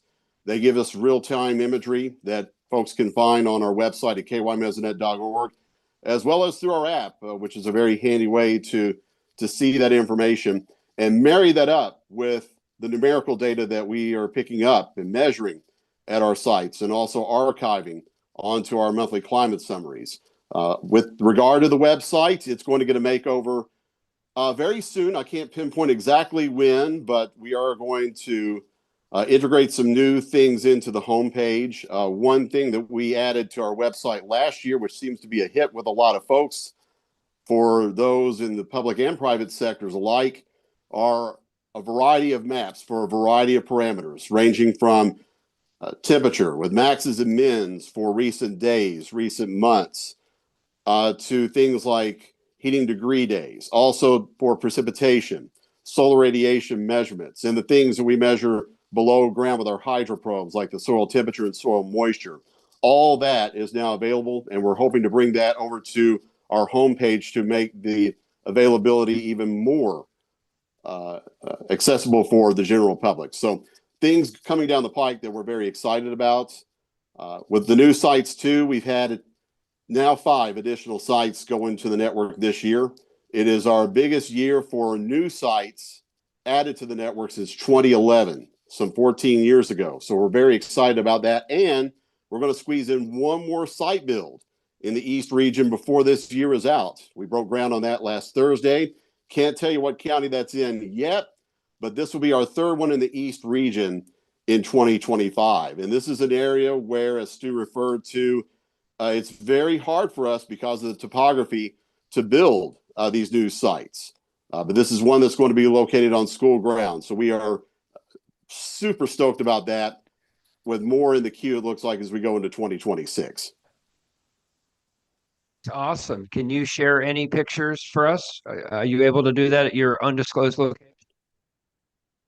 It doesn't look like it is going to let me do that here, unfortunately. Doggone it. I was worried about that. I don't know if And I Jerry think might I have can that pull 'em up. capability. Shane, I got him here. If I Can you share your share that. screen? I want James Spann to be blown away. So this is your chance. And don't forget to be very descriptive for the folks that are listening and not watching. Okay, Shane, I don't know, can you see what I'm showing? I sure can. This is a view from Pike County. This is the county farthest east in our state. This goes back to just a few days, Friday afternoon. Vibrant red colors, just breathtaking view here. This is not far from the Virginia border. This is our site with the 2nd highest elevation.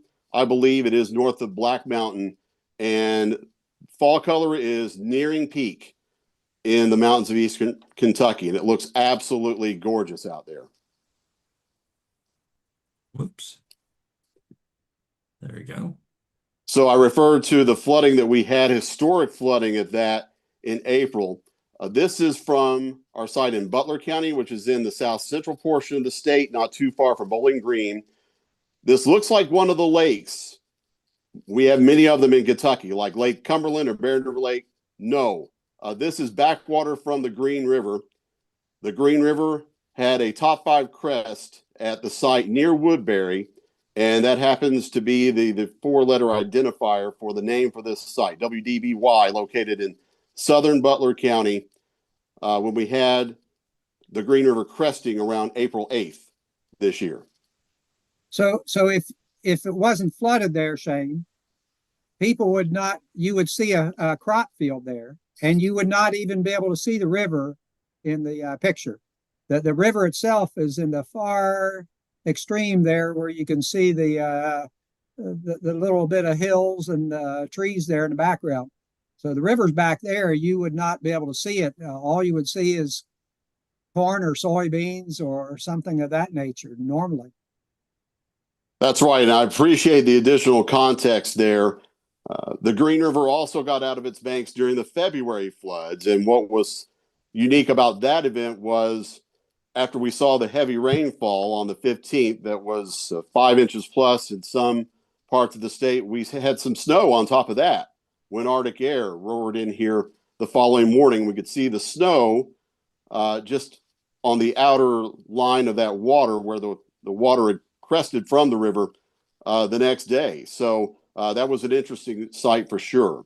And that's one of those places where we can see rising floodwaters and backwaters. Here's another shot. This dates back to January. This is from Owen County. This is in the northern part of the state, not too far south of Cincinnati.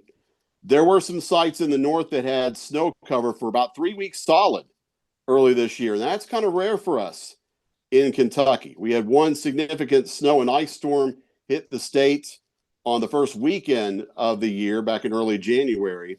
Was more snow to the north, more ice across the central. And then we had more snow on top of that on January 10th. So had snow on top of snow. And this was the end result of that, just following the January 10th of that second event. And you could see the hillsides there covered in a mantle of white. So that was a cool shot, literally and figuratively.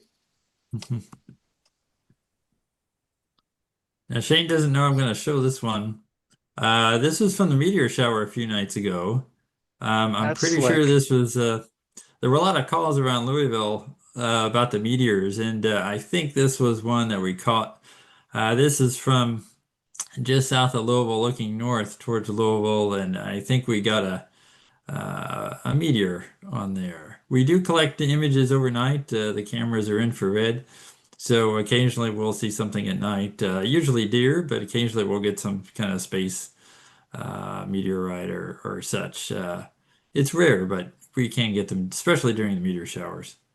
Yeah, we picked up the Aurora Borealis, the Northern Lights, the two most significant shows that stood out from last year, the one in May and then the other one in October. The one in May was particularly vivid, and that showed up at a number of our sites. Even though we couldn't see the colors, we could tell the brightness of the Northern Lights, especially in our north or northeast facing cameras that night. And that was a really spectacular show. And I think that's all. Isn't that right, Shane? Yeah, that's all. We're going to go back to Mr. Span himself. Thank you so much, Yeah, guys. I'm going to turn it over to the Eagle. Yeah, so we know that that's not a meteor. We know what that is, John Gordon. It's this. On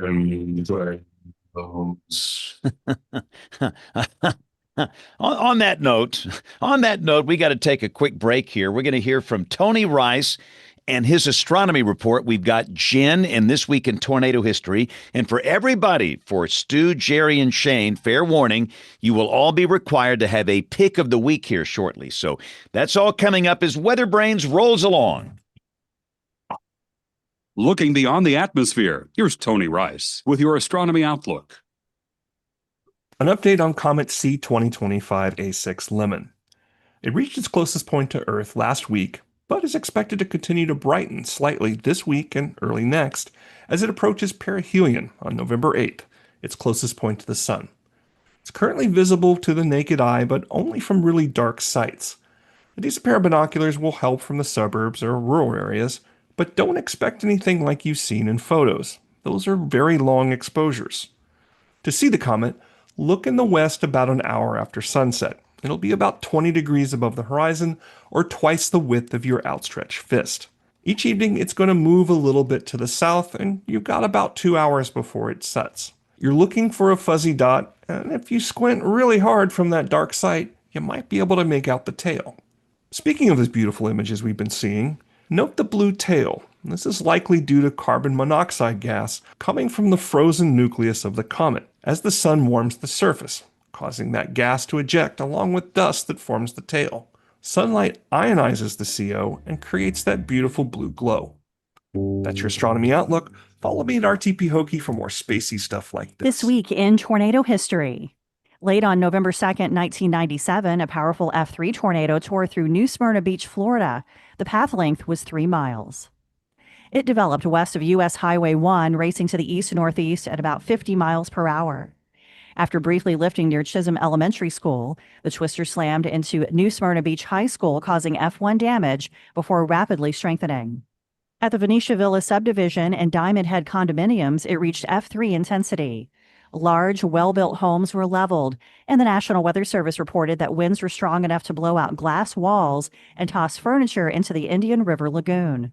Crossing the Intracoastal Waterway, the tornado continued over the barrier island, destroying more homes before dissipating over the Atlantic.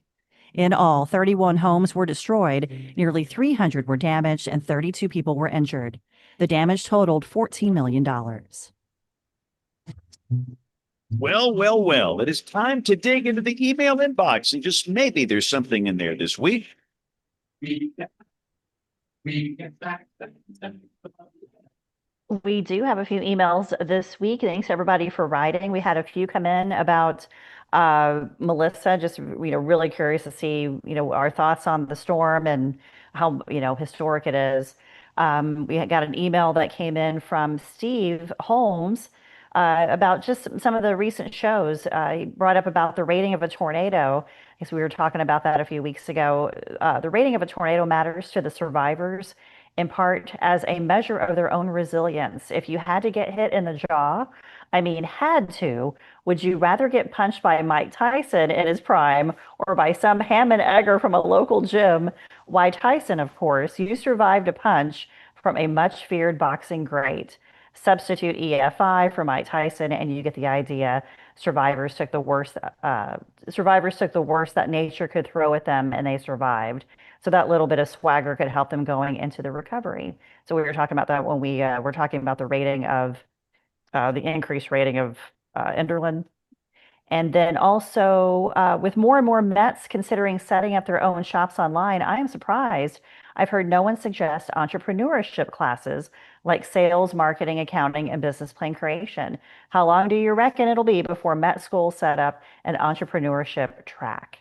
Thank you, Steve, for that. We had Nicholas write in who he's really curious about how things are going to unfold in the fall second season, tornado outbreaks. Andy wrote in about our show last week with Jen Carfagno, and Jen had mentioned her discovery of how older women are watching Ryan Hall and Max Velocity. And Andy let us know that he learned about Max Velocity from his mom. So she was watching it, and she streams Max all the time. And then Thomas Webb wrote to us and sent us a picture that he saw. It was super cute. That fall is not going to open for me. Oh, man. There it is. Fall is the South's reward for surviving the summer. He saw that on a billboard, which I agree. And do I have time real quick? Let's see. If you do an email segment, yes, we are, Neil Jacobs. NMP is a fantastic program, but National Weather Service gets a lot more data than just surface data. There's other data like balloons and aircraft data. It would be awesome if it grew beyond national. We need it for global models. So we'll end with that from our Wonderful Neil Jacobs. Thank you, everyone, for writing, for your show suggestions, for all of your questions. We really appreciate it. Thank you for watching. We appreciate you. Email at weatherbrains.com. We need those international ones so we can get John Gordon in here and to read them and be excited about your questions too. Speaking of John, let's bring in John, who has done a lot of reconnaissance missions over the years. John, what are your thoughts on Melissa? Yeah, I was looking at the notes in the chat. 903 millibars on the last pass. It really doesn't matter if it's a Cat 4, Cat 5. It really doesn't matter. The wind fields are completely symmetric. A very tight eye wall. That southwestern part of Jamaica is in serious trouble. If you can hear our voice right now, go to the highest part of the island, go to a secure shelter. This is life-threatening. There's 100% chance of a mass destructive hurricane coming in. Not going to be good, James Spann. No, I guess, John, if there's any good thing, maybe that it's kind of a compact hurricane. It's not large. And what's the wind radius? The hurricane force winds. I haven't seen the last pass. It's not as strong as Katrina, certainly. I think I saw 60 miles. Is that right, James A? How far out did they go? Yeah, I didn't see the last pass, but the best news really is this, James Spann. Kingston's going to dodge this. The capital.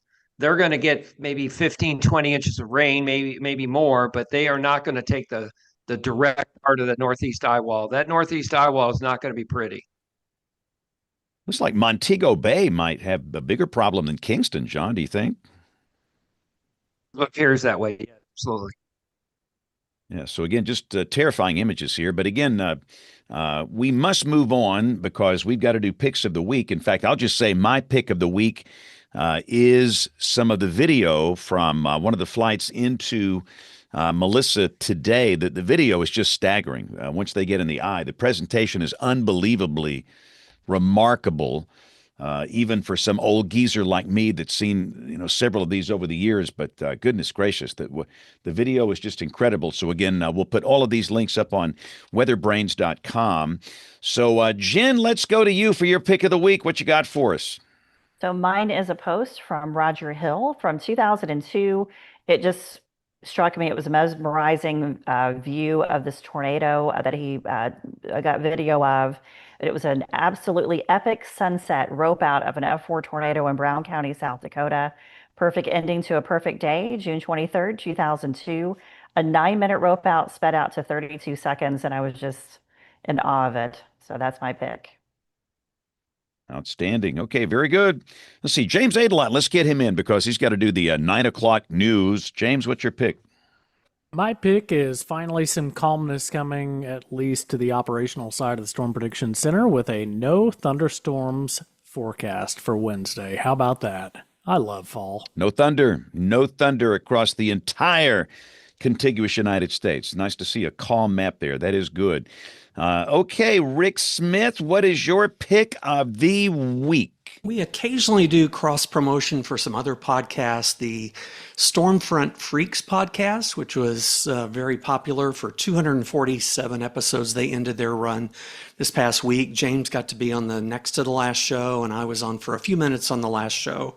Really fun podcast. You can go back and listen to older episodes. So that's my pick of the week.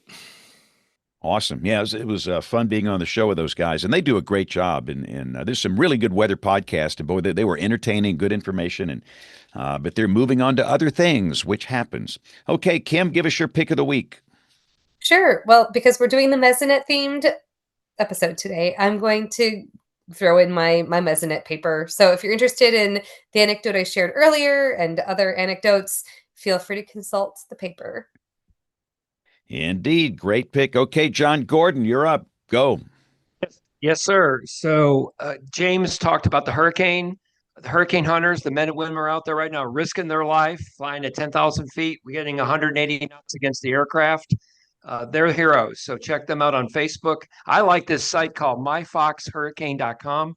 or you can go to any Google Earth site and you can plot the data. You can watch the plane going on their 105-mile legs in, 105-mile legs out, see their data, plot their temperatures. It's really cool. That's how the Hurricane Center uses that data to try to save people's lives with their forecast.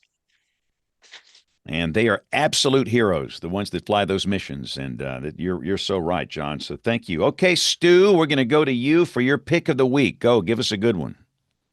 My pick of the week is local, and my lawn suffered tremendously this summer. And we had all this dry weather, as Shane talked about. But this week we've got cool temperatures and steady light rains, and we haven't seen this kind of weather for a while. And I hate it in the sense that otherwise I'd be out on the golf course tomorrow, but we really need this rain. So shout out to the change in weather here in Kentucky. Pattern change, pattern flip. You got to love it. So Jerry, give us a good pick. Give us something special. Well, Stu stole my pick, so I'll go with our website, kymesonet.org, and 30-something states now have Mesnet, so go check out your state Mesnet. They probably have a website, Indeed. too. All right, Shane, the floor belongs to you, sir. What's your pick of the week? My pick of the week is one that Jerry showed for everybody earlier, the fall foliage in eastern Kentucky, Pike County from Friday, October 24th. Vibrant reds and yellows showing up out there. Peak color happening in eastern Kentucky at the moment. You got to love it. And I'm going to plug our website because Jerry pays me to do that. You know, it's kymesonet.org, and download our Kentucky Mesonet app for the iPhone and for the Android. There you go. Well, listen, this has been a great show. I've learned so much about estate mesonet, and this is very, very good information tonight. And if you want to ask a question, you're welcome to do that. Just send us an email at weatherbrains.com. We appreciate you watching or listening. For those of you that are new here, we are typically on the air Monday nights at 7 o'clock Central, 8 o'clock Eastern. You can watch it live on YouTube, youtube.com/weatherbrains. Most of you listen to the audio podcast. If you listen, thank you. On behalf of the entire WeatherBrains crew, I'm James Spann. Thanks for watching and listening. Have a great week, and God bless. All right. Thanks, everybody. Thanks, Good guys. show. Thank you all. Thank you, Thanks so James. much. Thank you See all. you Thank you, all. John. Thank you.